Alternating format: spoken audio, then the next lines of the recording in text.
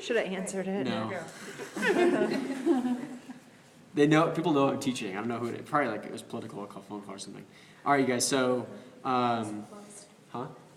Are they? Okay. Darn, missed it. Didn't vote this year. Oh, well. Oh, well. Right, is it recording? Okay.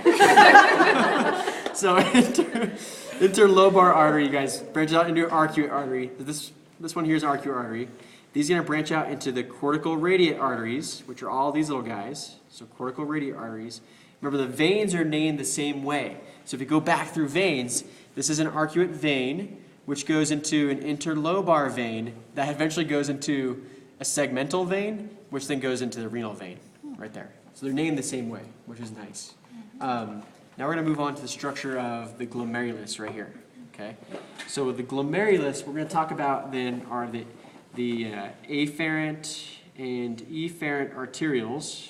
Now it's kind of hard to tell from the model like which one's afferent or efferent. I'm just guessing this one's afferent because it has a number 1 on it, right? That seems like a good starting point, afferent, okay?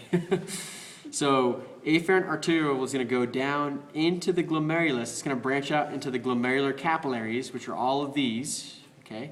Then those glomerular capillaries will come back together and form the efferent arteriole right there.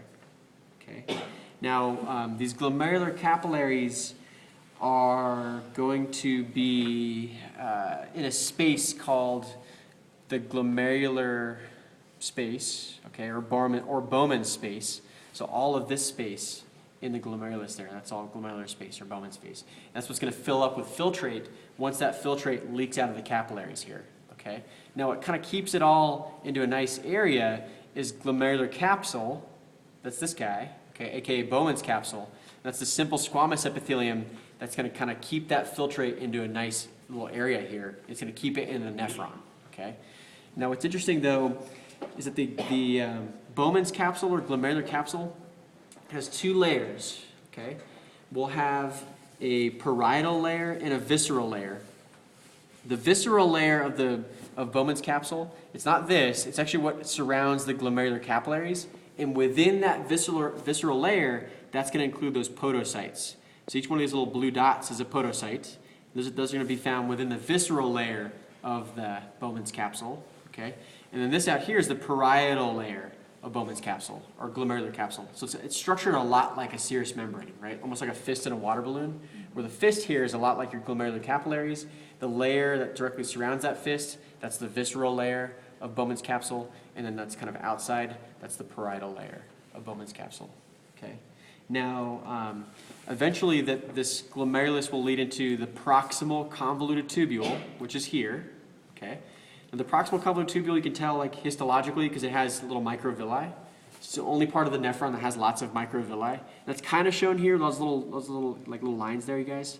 Those are supposed to be microvilli there. Okay. Now eventually the proximal convoluted tubule will lead into the nephron loop. And we got to see that now on this model, okay? So on this model, we're looking at the cortex and the medulla, okay? And in the cortex, that's where we're going to find our glomeruli. So each one of these is a glomerulus, okay? Now remember, coming out of the glomerulus called the proximal convoluted tubule. It's going to wrap around, eventually dive down deep into the medulla to form the nephron loop. This is called the descending limb of the nephron loop. And when it comes back up, that's the ascending limb of the nephron loop, which will eventually lead into the distal convoluted tubule and the collecting duct here.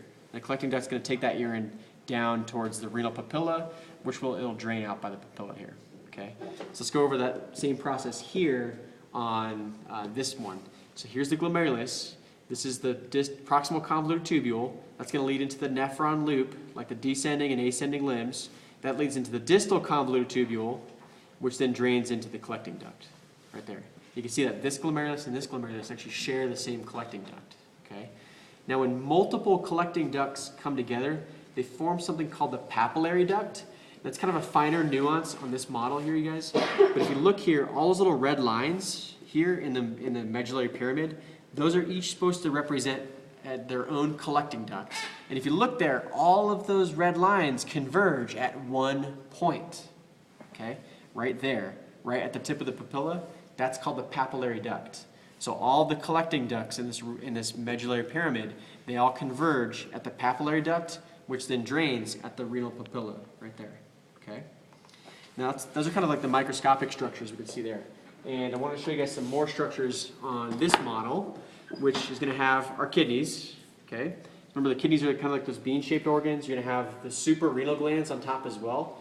But remember, leaving the kidneys, we're going to have our ureters. So the ureters are going to take urine, newly formed urine, from the kidneys down to the bladder, the urinary bladder. Now, the urinary bladder you're going to find in the pelvic cavity, and these ureters actually drain into the inferior part of the bladder there. Okay, so this is the urinary bladder. Now, eventually the urinary bladder is going to lead into the urethra, which we can see on this model if I kind of lift off this piece and move off to the side. So now we can see the inside of the urinary bladder, and this structure coming off of the base, or the sort of the inferior part of the urinary bladder, that's the urethra right there. So that's the urethra. And that's going to eventually lead out to the external urethral orifice, which is just a fancy word for pee hole. All right, guys, so you can stop recording.